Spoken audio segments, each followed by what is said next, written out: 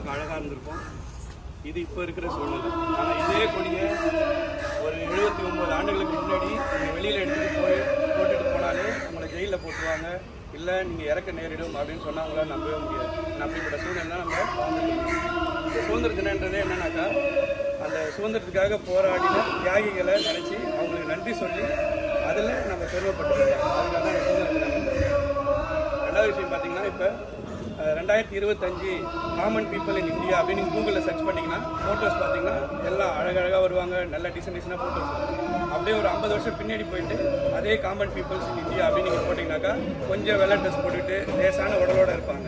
அங்கேருந்து 200 வருஷம் பின்னாடி போய் அதேமாதிரி போட்டிங்கனாக்கா எல்லாம் எலும்பு தோலுமாக இருப்பாங்க. கண்ணுலெல்லாம் அந்த சாவுனுடைய அந்த பயம் தெரிஞ்சுக்கிட்டு இருக்கும். இப்போ 200 வருஷத்துக்கு முன்னாடி இந்தியாவில் விவசாயம் இல்லையா, இவங்கெல்லாம் விவசாயம் பண்ணலையா அப்படின்னு கேட்டாக்கா எல்லாரும் விவசாயம் பண்ணாங்க, எல்லாருமே விளைச்சல் எடுக்க முடிஞ்சுது. ஆனால் அதெல்லாம் ஆங்கிலேயர்கள் சுரண்டி அவங்க நாட்டுக்கு ஏற்றுமதி பண்ணாங்க. அது மட்டும் இல்லாத அங்கே இருக்கிற அந்த ஆங்கிலேய சோல்ஜர்ஸ்க்கு எல்லாத்தையும் கொடுத்துட்டு அதில் இருக்கிற ரிமைனிங் கொஞ்சம் தான் இந்தியன்ஸுக்கு கொடுக்க ஆரம்பித்தாங்க. அதை பார்த்த அதில் இருந்த ஒரு நல்ல ஒரு பிரிட்டிஷ்காரர் என்ன பண்ணார், 1945 சில கொஸ்டின்ஸ் வரும், ஆன்சர் பண்ணிங்கன்னா லாஸ்ட்டில் கிஃப்ட் வரும்.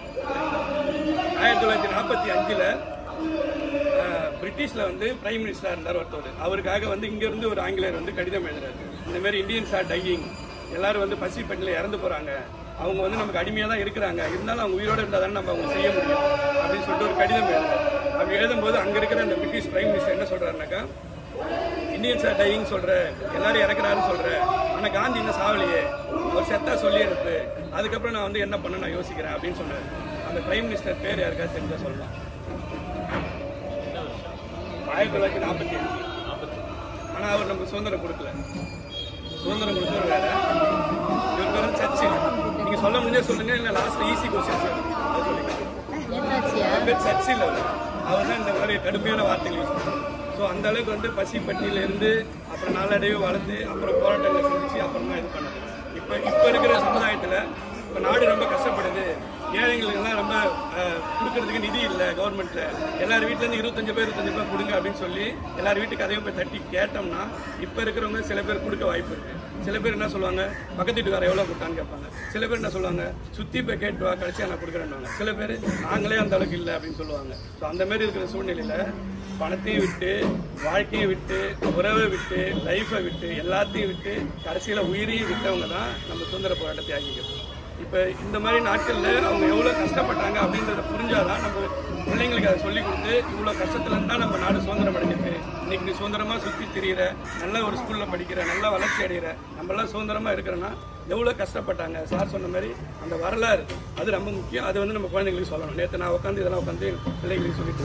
ஸோ அந்த மாதிரி என்னென்னா, அந்த மாதிரி சுதந்திர போராட்ட தியாகிகள் அப்படின்னாலே உங்கள் மனசில் என்ன வரும்னா 50 வயசு இருப்பாங்க, 60 வயசு இருப்பாங்க அப்படின்ற கான்செப்ட் வேணும். ஆனால் அப்படி கிடையாது. எல்லாம் 25 வயசு, 28 வயசு, 30 வயசு. இவங்க சொன்ன பகத் சிங்லாம் 24 வயசில் இறந்தாரு. அந்த மாதிரி அவ்வளோ இளம் வயசில் அவங்களுக்காக யோசிக்கல, நான் நல்லா இருக்கணும், நான் நல்லா தெரியும். இப்போ அங்கே வெளியில் போயிட்டு அவங்களை அடிக்கிறப்ப, இல்லை நான் எனக்கு பிரிட்டிஷ் வாழ்க்கை, உங்களுக்கு நான் அடிமையாக இருக்கிறேன்னு சொன்னாலே அவங்க விட்டுருவாங்க, நீங்கள் உயிரோடு இருந்துக்கலாம் போங்க அப்படின்னு சொல்கிறாங்க. ஆனால் அப்படி சொல்லலை. அவங்க அந்த நாட்டு எப்படியாவது சுதந்திரம் அடைஞ்சு நம்ம மக்கள் சந்தோஷமாக இருக்கணும் அப்படின்றதுக்காக உயிரை விட்டாங்க. அப்படி உயிரை விட்ட ஒரு 4 பேர் 4 இன்சிடென்ட் மட்டும் சொல்கிறேன். இப்போ நம்ம ஸ்கூல்லலாம் படிச்சிருக்கோம். திருப்பூர் குமரன் குறிப்பு எழுதுக.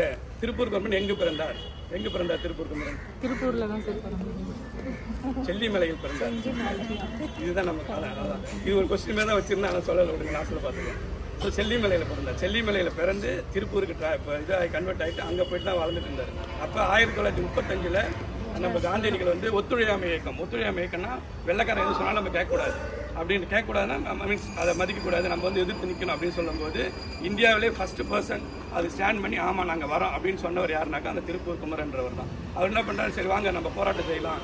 அவர் அப்போ 28 வயசு, அவருக்கு 14 வயசில் கல்யாணம் ஆகி அவங்க ஒய்ஃபை விட்டுட்டு அந்த போராட்டத்துக்கு போகிறாரு. சரி போராட்டம்னா நிறைய பேர் வருவாங்களா அப்படின்னு பார்த்தா கிடையவே கிடையாது. 9 பேர் தான் போகிறாங்க. 8 பேர் வேற ஆள், இவர் ஒரு ஆள், மொத்தம் 9 பேர் தான் கொடியை தூக்கிட்டு போகிறாங்க. போகும்போது அந்த 8 பேரை அடிக்கிறதுக்கு 30 பேர் ஆள் அனுப்புகிறாங்க. யார்? அந்த பிரிட்டிஷ்காரங்க. அனுப்பினோடனே அவங்கெல்லாம் செம்மடி அடிக்கிறாங்க, காலில் அடிக்கிறாங்க, கையில் அடிக்கிறாங்க. கொடியை பிடிச்சி நிற்கிறதுனால கையிலே அடிக்கிறாங்க. அடிச்சோன்னு 8 பேர் என்ன பண்ணுறாங்க, வழி தாங்க முடியாத கொடியை கீழே போட்டு போயிடுறாங்க. அப்புறம் என்ன பண்ணுறாங்க, திருப்பி ஒரு 10 பேர் சேர்ந்து அவரை மட்டுமே அடிக்கிறாங்க, குமரன் மட்டுமே.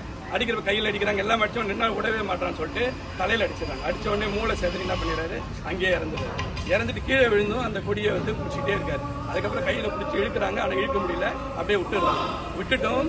அவருடைய பணத்தை வந்து 3 நாள் அதே இடத்துல கிடக்குது. ஏன்னா யாருமே வந்து அதை எடுக்க முடியல, அவங்க சொந்தக்காரங்க. ஏன்னா யார் எடுத்தாலும் அவங்களுக்கு சாவுதான், அந்த மாதிரி சூழ்நிலை.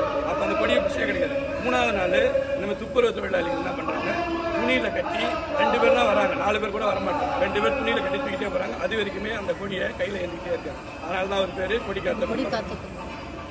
கொஸ்டின் வச்சுருக்காங்க. அந்த 14 வயசு அவங்க ஒய்ஃப் பேர் யாருக்காவது தெரிஞ்சா சொல்லுங்க. அவங்க வந்து 90 வயசு வரைக்குமே திருப்பூரில் வாழ்ந்துட்டு இருந்தாங்க. 14 வயசு ஒய்ஃப் விட்டுட்டு போனாரு. அவங்க வந்து 90 வயசு வரைக்குமே திருப்பூரில் வாழ்ந்துட்டு இருந்தாங்க. சரி, அவங்க பேர் ராமாயி. ஓகே, இது சார் வேலுநாச்சியார் பற்றி சொல்லியிருக்காரு இதுக்கு முன்னாடி. இதில் அந்த வேலுநாச்சியார் வந்து நம்ம எவ்வளோ இம்பார்ட்டன்ஸ் தெரியும். ஆனால் அது எல்லாத்தோட அவங்களுடைய ரைட் ஹேண்ட் ஒருத்தர் இருப்பாங்க. அவங்க தான் வந்து அந்த வேலுநாச்சியாரோட வெற்றிக்கு பெரிதும் உதவுனாங்க. அவங்க பேர் யாராவது தெரிஞ்சா சொல்லுவாங்க. அவங்க என்னன்னா, இந்தியாவிலே மனித வெடிகுண்டா வந்து மாறி தன் உடம்புல வந்து பெட்ரோலை ஊற்றிக்கிட்டு அந்த குடோனில் விழுந்து அவங்க உயிரை விட்டாங்க.